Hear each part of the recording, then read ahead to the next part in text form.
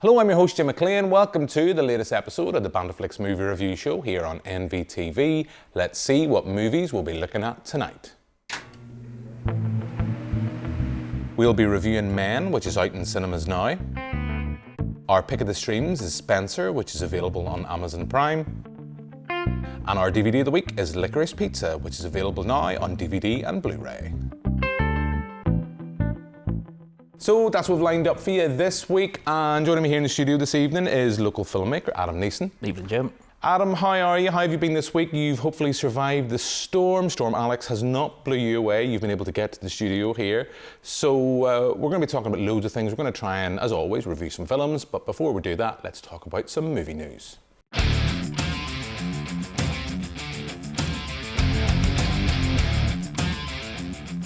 Okay, Adam, so bit of movie news. What's caught your attention this week?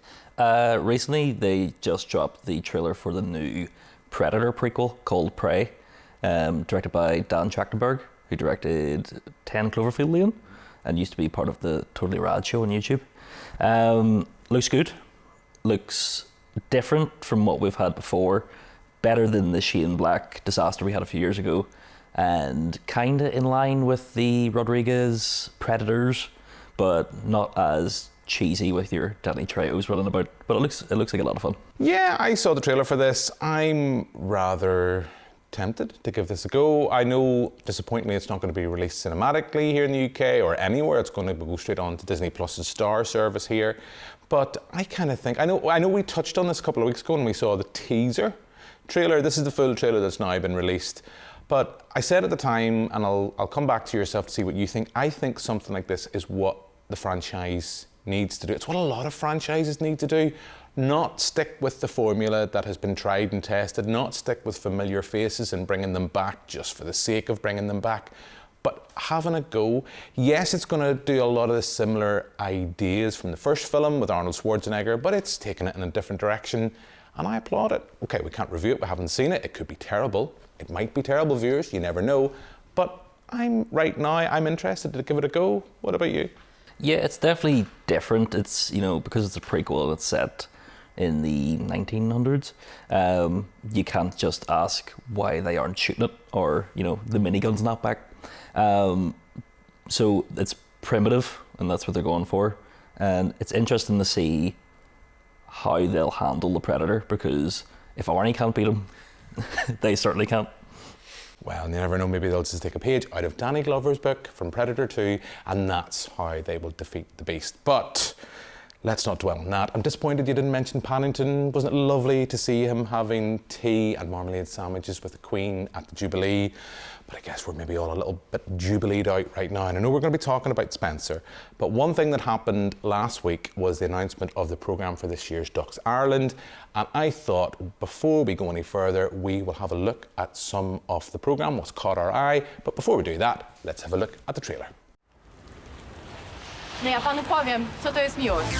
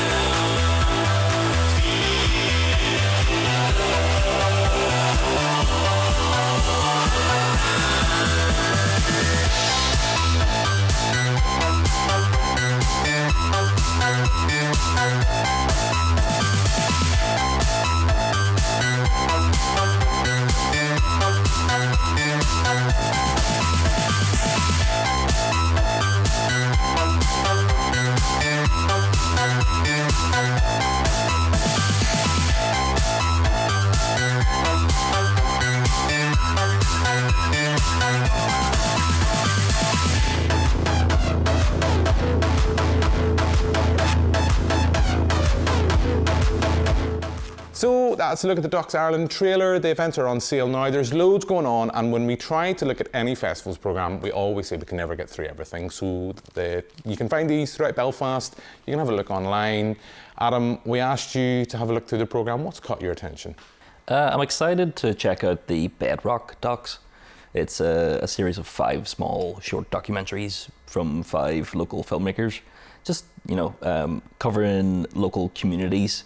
There's one about immigrants that have moved to Northern Ireland. There's one about local businesses. I just think it's very interesting to see, something you wouldn't from our own wee island. Yeah, I mean, that's the whole point of a festival. You can always find something for somebody. I always say if you don't think there's anything there, you're not looking hard enough through the programme. There's a lot within this. As I say, we can't touch on it all. I mean, the Sinead O'Connor documentary has caught my attention. That's opening this year's programme. That's going to be on the 29th of June. And another thing that I couldn't not mention at this stage was the late Marilyn Heineman of NvTv. Here, she's been honoured by Docs Ireland for her work to documentary cinema. That's going to be at the QFT in the 2nd of July. I would recommend anyone seek that out and get down to that. And the last thing that's caught my attention is the discussion on the state of journalism. That's going to be at the Crescent Arts Centre on the 2nd of July. It's going to be hosted by William Crawley with a lot of special guests. And I am someone with a journalistic background, so I'm very interested by that. As I say, there is something for everybody in this programme. And have a look online, find the brochure wherever you can in Belfast and give it a look. There'll be something there for you. But let's move on. Let's move on to this week's first release and have a look at what's in cinemas now.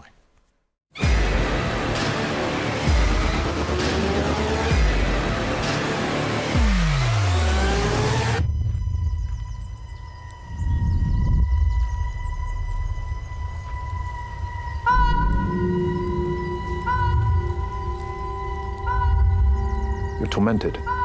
It feels more like... Haunted. Yeah. Something happened. My husband went upstairs to our balcony and let himself go.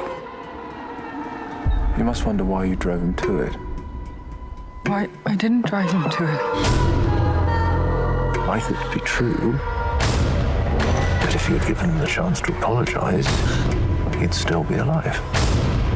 What?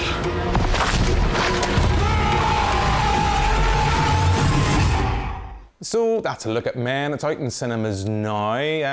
I'm going to come to you. So Jess Buckley, she's having a bit of trouble with some men in her life, and it just so happens that they're all played by Rory Kinnear. Well, a lot of the men in this film are played by Rory Kinnear. I don't want to say too much and explain too much about the film, but what did you think? Are you a fan of Alex Garland as a filmmaker? This is his 3rd feature.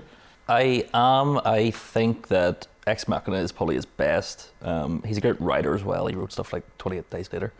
I didn't enjoy Annihilation as much. I don't know. I think it's maybe because I didn't see it in the cinema. It was a Netflix movie. I think maybe the grandeur of it would have been better on the big screen. But Men really wasn't for me. The first half an hour I sat through being like, this is like a movie I would make. I was like, oh my God, this is amazing. It can only go uphill from here. And it really didn't. It really struggled for me to find what it was saying, like apart from aren't men bad? And to me, looking at the poster, I was like, oh, that's what this movie's going to be about, but there must be more. And then there wasn't. There was just a very upsetting last 10 minutes that I'll not say because of spoilers, but you might want to finish your hot dog in the cinema before getting to the last 10 minutes.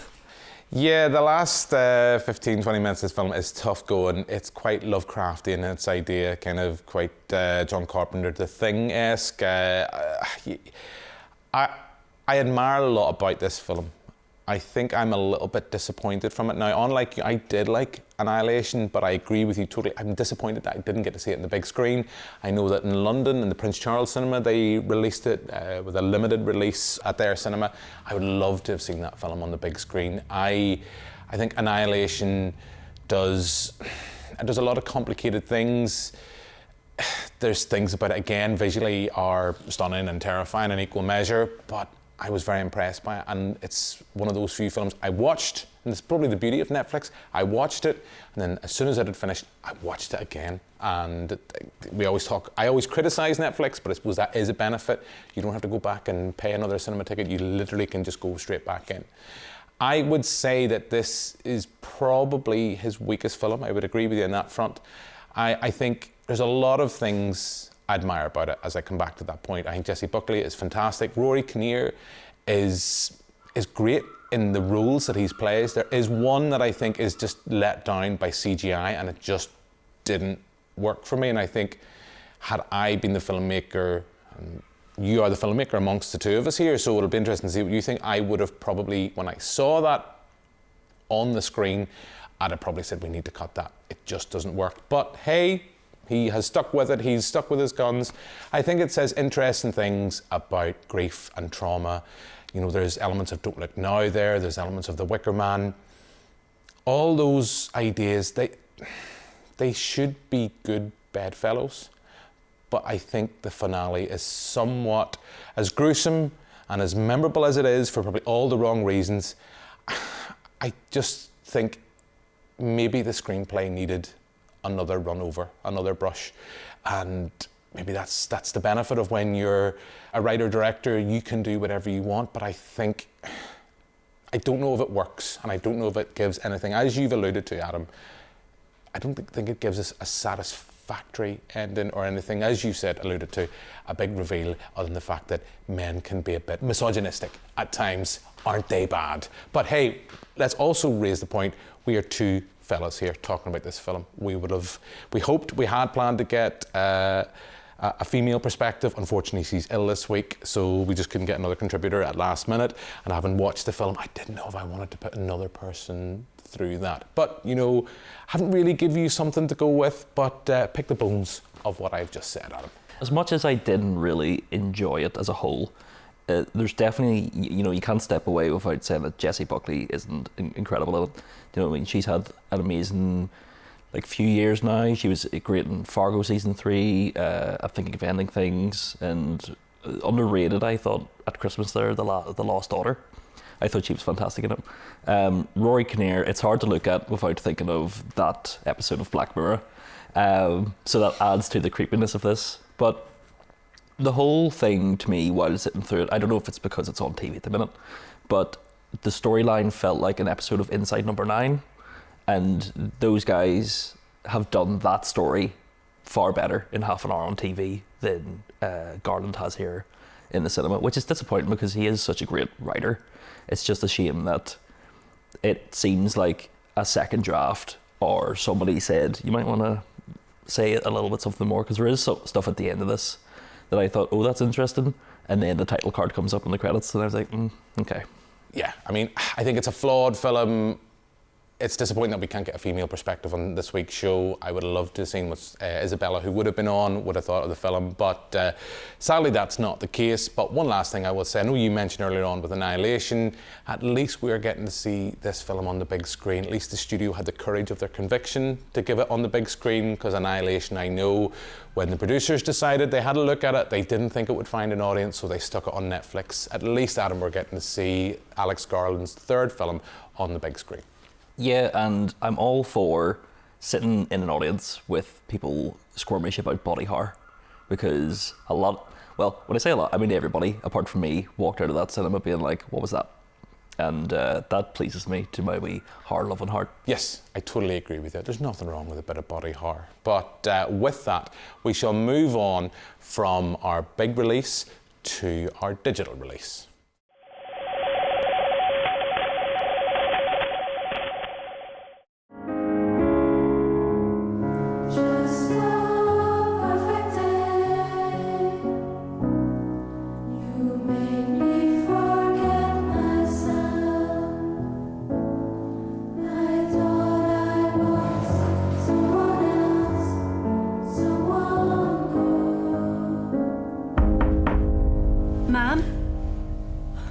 They're waiting for you.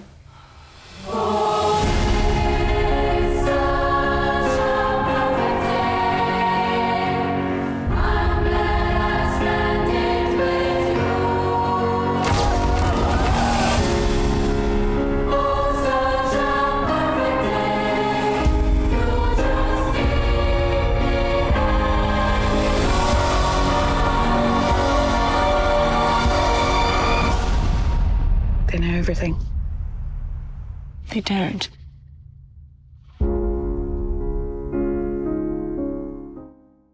So that's a look at Spencer. It's available now on Amazon Prime. Adam, were you a fan of this film? Did you get this? Have you seen this before we asked you to review it? Had you got a chance to see this on the big screen? Yes, I'd seen it in the cinema.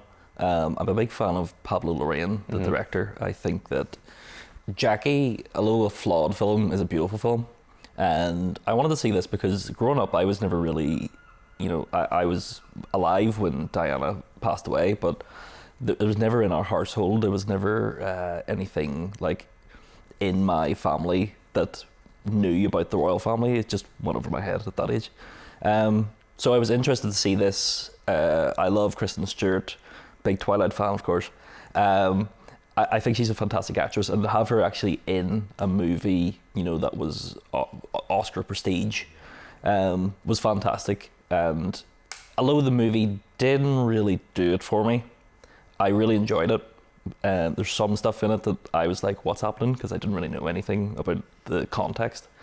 I enjoyed it as a story about a woman that's lost or trying to find herself, trying to save her kids from not, a disastrous life, but a life that she didn't want for them. There's a lot of things I admire about this. I am a fan of the director. I mean, I loved his film No. Seen that at the Belfast Film Festival a few years ago, good few years ago.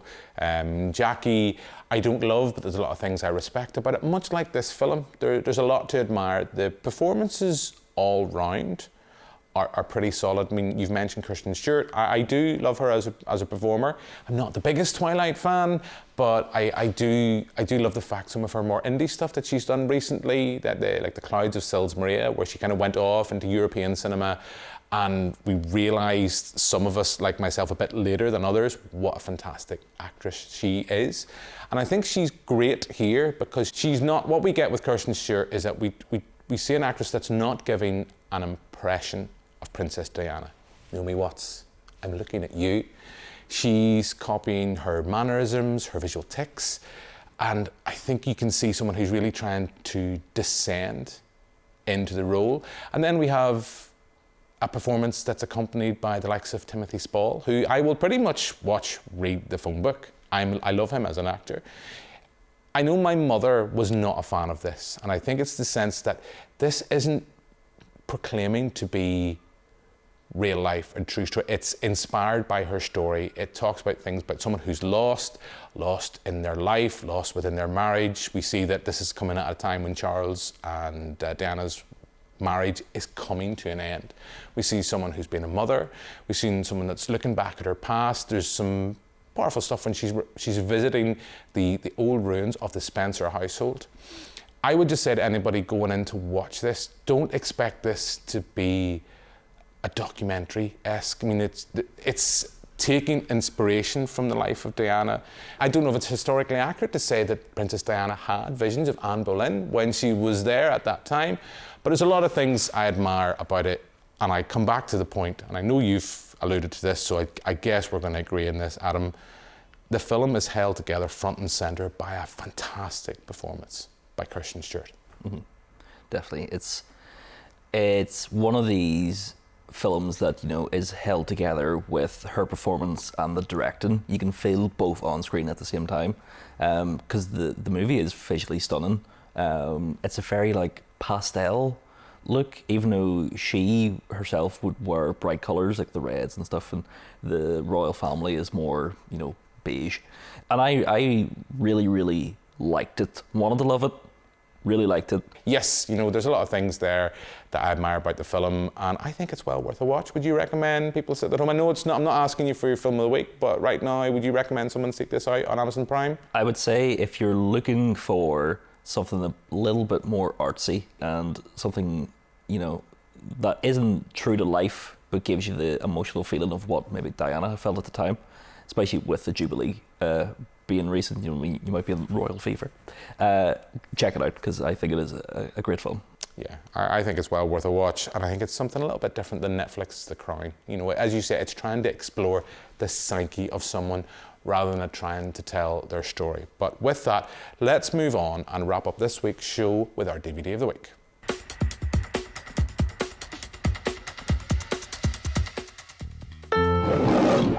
It's a god-awful small affair to come and marry one day. But her mommy is yelling no, and her daddy has told her to go. Listen, young lady. But her friend is nowhere to be seen. So how'd you become such a hotshot actor? She walks through her I'm a showman. That's what I'm meant to do. to the seat with the clearest view. And she's hooked to the silver screen. Do you know who I am? Yeah. Do you know who my girlfriend is? Barbara Streisand? Barbara Streisand. Sand. Sand, yeah, like sands. Like the ocean, like Barbara beaches. Streisand? No, like Streisand. Sand. So that's a look at Paul Thomas Anderson's Licorice Pizza. It's out in DVD and Blu-ray now. Adam, I missed this in the cinema, so I only got to see this for this week's show.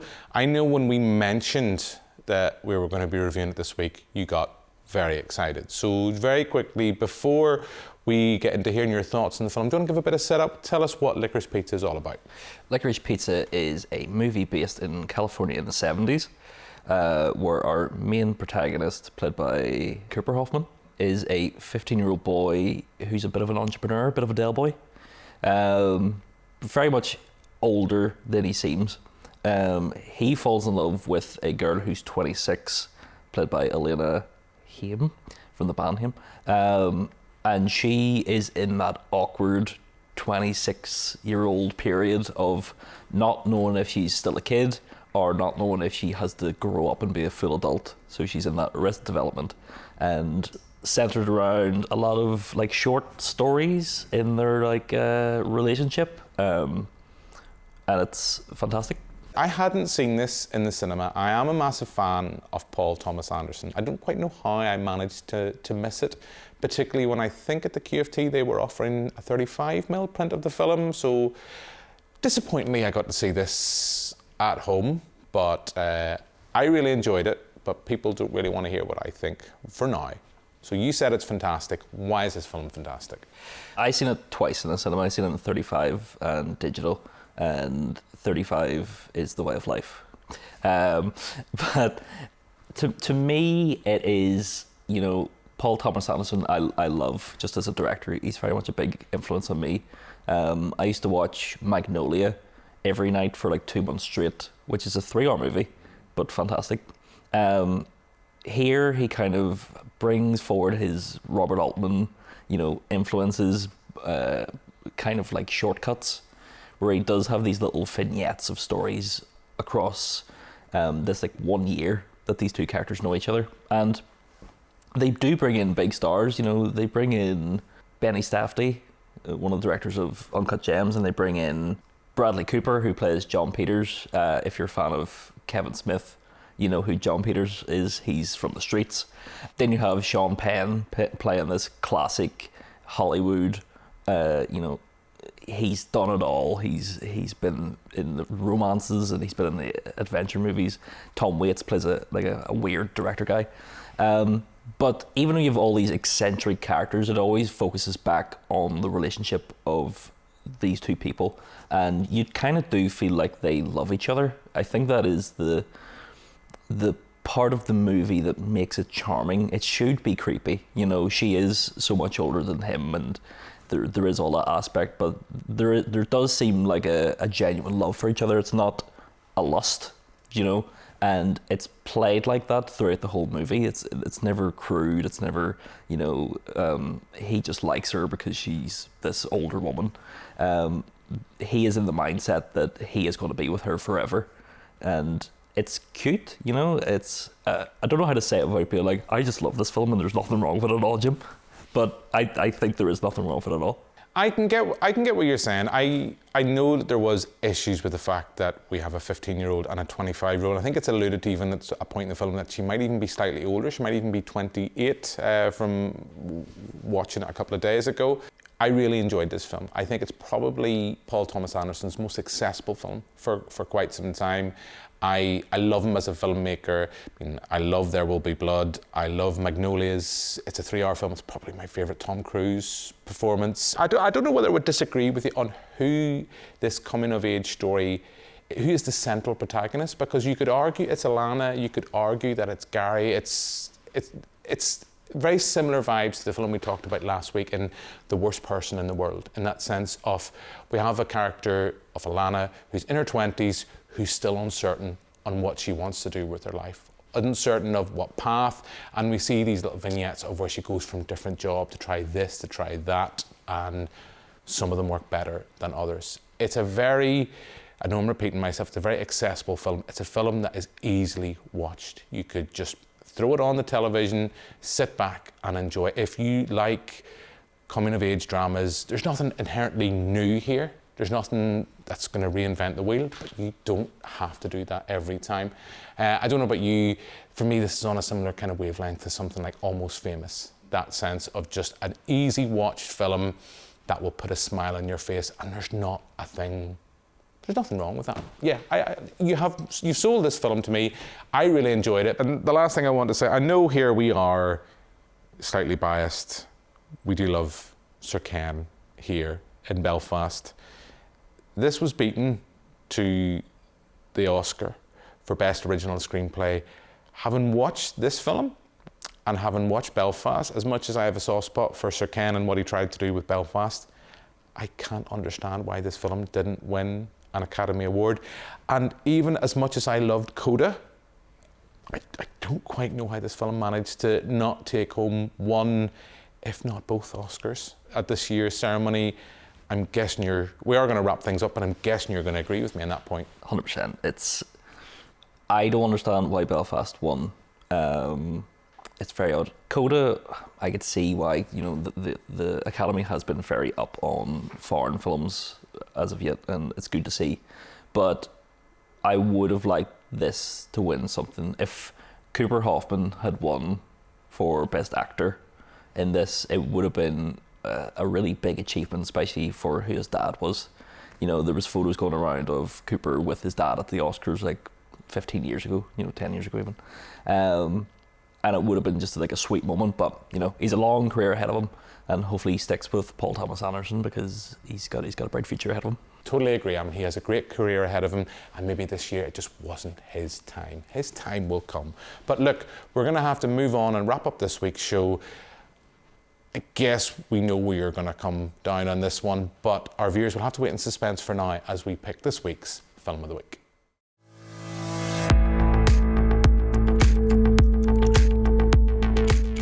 Okay, so it's the closing part of the show. Our viewers are waiting. They are on tenterhooks, Adam. They do not know what of the three films we've discussed this week, what you could possibly pick as your Film of the Week. So what is it, and more importantly, why? It's Licorice Pizza, but I would say definitely check out Spencer and check out Men. It's not the greatest thing in the world, but it's definitely worth seeking out at least once to experience, because we had to sit through it, so do you. But Licorice Pizza all the way. It's on my top 10 movie list ever, and that's a tough list this year because both this, Worst Person in the World, and also Everything Everywhere All at Once, 2022 has been spectacular for films. Yeah, I've already said if Everything Everywhere All at Once isn't in, I've hedged my bet. I said if it's not in my top 3 by the end of the year, it has been a fantastic year for cinema. I'm going to agree with you. I have to say Licorice Pizza, of the 3 films, there is merits, as you've alluded to all 3.